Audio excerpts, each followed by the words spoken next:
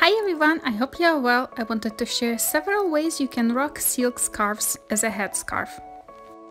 For the first idea, I'm using a square scarf. It is 35 by 35 inch and I'm gonna be making a bow out of it. I'm tacking the ends of the scarves inside the bow. I really like the way this style looks like. I think it's gonna look perfect all year round. With the second style, I'm taking the long scarf and I'm gonna be making a rose in front. I'm gonna wrap it around my head and also make a knot in front. Then I'm gonna be twisting the ends and wrap them around each other. Voila! The third one is a variation of the turban style.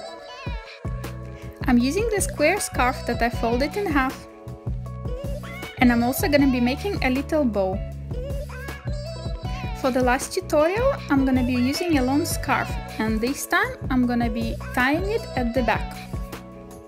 You can leave the ends out. Thank you so much for joining me today.